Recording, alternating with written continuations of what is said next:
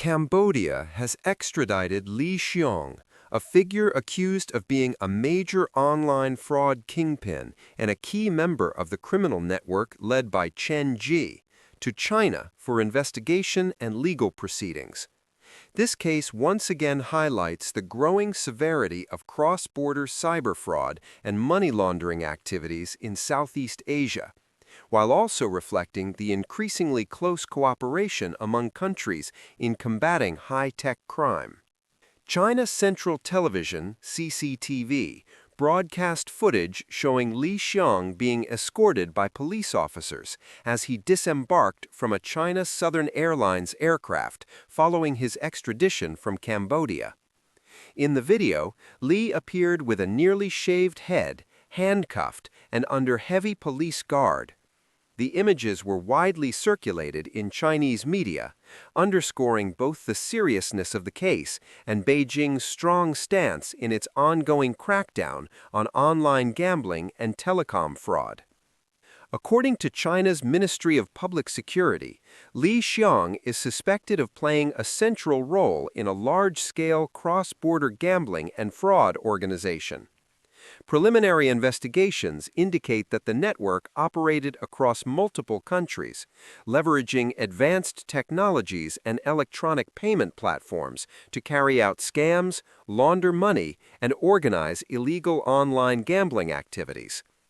CCTV, citing authorities, reported that Li, former chairman of Huione Group under Prince Group, is suspected of involvement in multiple serious crimes, including organizing gambling operations, telecom fraud, money laundering, and managing financial networks that facilitated criminal activities.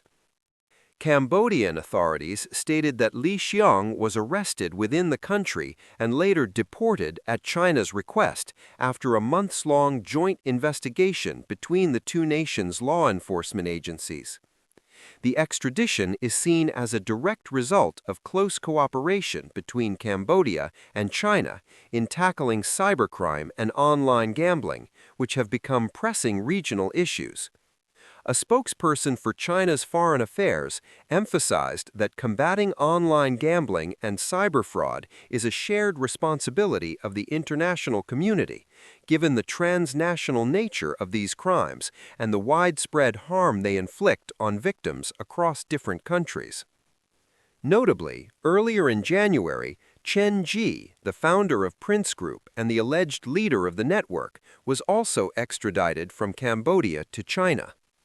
Chinese media describe Li Xiong as a core member of Chen Ji's criminal organization, playing a crucial role in managing the network's financial and payment operations.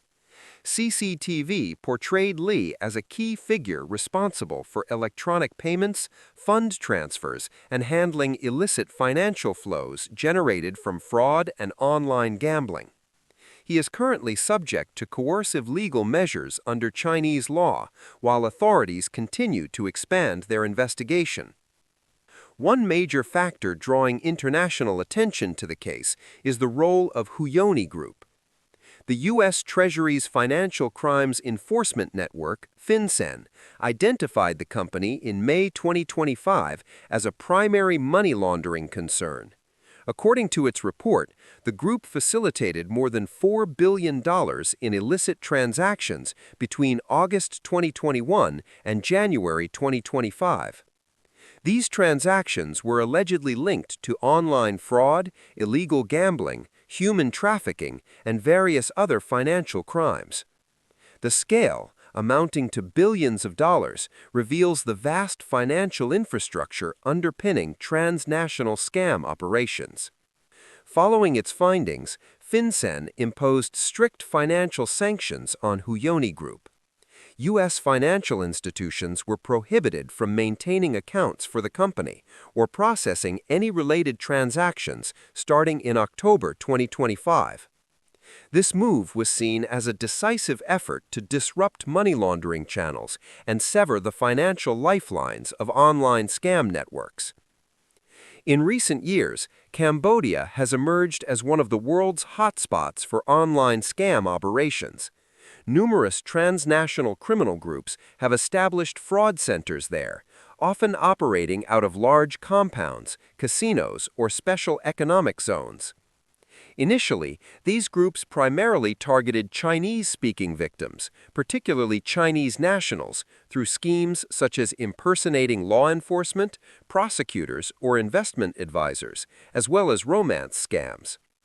Over time, however, their operations expanded globally, targeting victims in Europe, the United States, Southeast Asia, and beyond, with total annual losses reaching tens of billions of dollars. These scam centers often function like legitimate businesses, complete with offices, computers, scripted playbooks, staff training, and dedicated payment systems. International reports have also indicated that some individuals were lured to Cambodia under false pretenses and then forced into participating in online scams, raising concerns that these operations are also tied to human trafficking and forced labor. Cambodian Prime Minister Hun Manet stated in February that online scam centers are harming the country's economy and tarnishing its international reputation. He affirmed the government's commitment to dismantling all such operations and restoring Cambodia's image. Authorities have since launched multiple crackdowns, arresting thousands of suspects and shutting down numerous facilities linked to online fraud and illegal gambling. It is also noteworthy that both Chen Ji and Li Xiong were originally born in China, but were later granted Cambodian citizenship. However, after investigations, Cambodian authorities revoked their citizenship before proceeding with their deportation and extradition to China.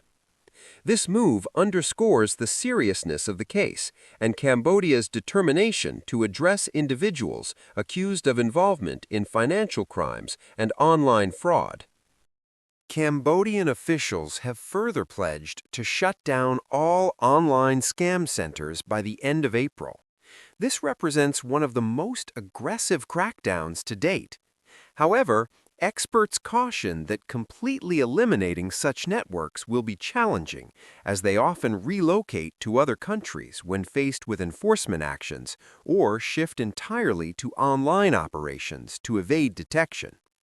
The extradition of Li Xiong, along with that of Chen Ji earlier, signals that the fight against online fraud and transnational financial crime is entering a new phase, one marked by stronger government involvement and intensified law enforcement collaboration. Countries across Southeast Asia are increasingly working together to share intelligence, coordinate investigations, and dismantle cross-border criminal networks. As technology continues to evolve rapidly, online fraud schemes are becoming more sophisticated and harder to detect. Criminal organizations exploit social media, messaging apps, cryptocurrencies, and digital payment platforms to carry out their operations. They may operate from one country while targeting victims in many others, complicating efforts to investigate and prosecute them. This makes international cooperation not just beneficial, but essential in combating such crimes. The extradition of Li Xiong is therefore not merely an isolated criminal case. It carries broader political, economic, and regional security implications. It demonstrates that governments are taking a more serious stance against fraud and money laundering networks, while also sending a clear message that criminals cannot easily evade justice by operating abroad. Looking ahead, further crackdowns on online scam operations are likely to intensify across Southeast Asia, particularly in areas previously regarded as safe havens for illegal gambling and fraud. International law enforcement agencies are also expected to strengthen oversight of payment systems, cryptocurrencies, and financial institutions suspected of facilitating money laundering.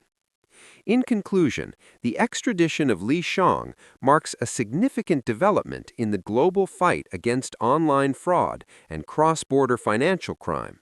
It not only exposes the immense scale of these criminal networks, but also highlights the growing level of international cooperation in bringing offenders to justice. As cybercrime continues to expand, coordinated efforts like these will be crucial in safeguarding financial systems, ensuring cybersecurity, and protecting people's assets worldwide. Thank you for watching this story. If you found it meaningful, please subscribe, turn on notifications, and share this video. And now it's time to say goodbye. Thank you for staying with Societal Stories.